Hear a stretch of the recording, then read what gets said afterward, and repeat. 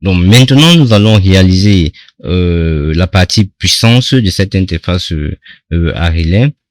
Donc nous allons choisir ici notre lampe qui va être sur 220 volts. Voilà, je choisis la lampe, je viens, je positionne la lampe, je positionne ma lampe. Ok, je viens, je prends le signal V-Sync.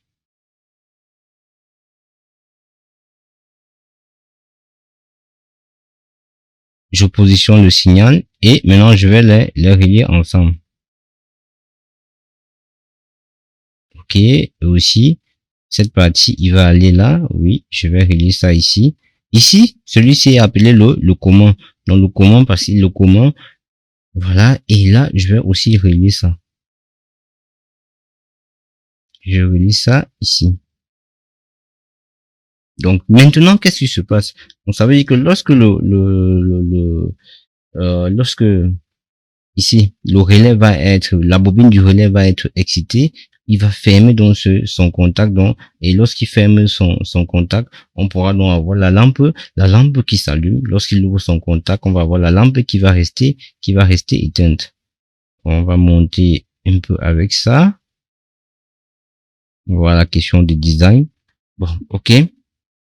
Donc maintenant, nous allons donc là modifier les valeurs. Nous allons modifier donc les valeurs ici. Ici, nous allons mettre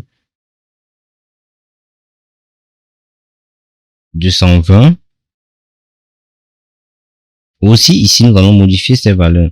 Donc ici, c'est un signal sinusoïdal. Le D, c'est offset. On va mettre ça à 220.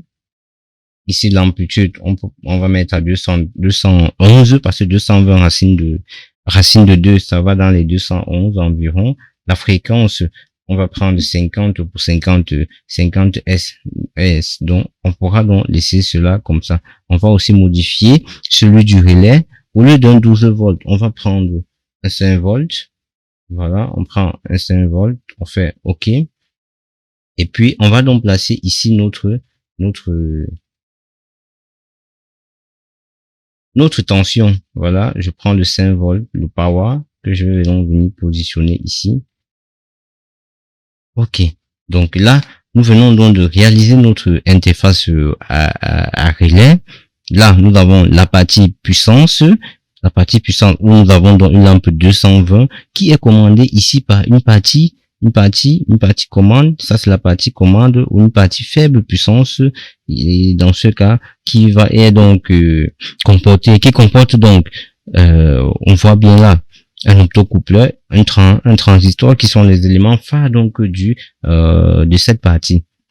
Donc on peut là maintenant lancer la simulation et voir un peu en quelque sorte ce qui se passe. On voit dans ce cas que lorsque nous sommes ici à 0 volts, on a la lampe qui s'allume, et lorsque nous sommes donc à 1 logique, on voit bien ici que la lampe est éteinte. Ceci est dû au fait que nous avons donc utilisé ceci est dû au fait que nous avons utilisé ici un transistor NPN. Donc si nous utilisons un transistor PNP ici, cela va donc changer la donne. Ou encore, ce que nous pouvons faire, c'est venir plutôt modifier cela ici. Donc on peut le faire.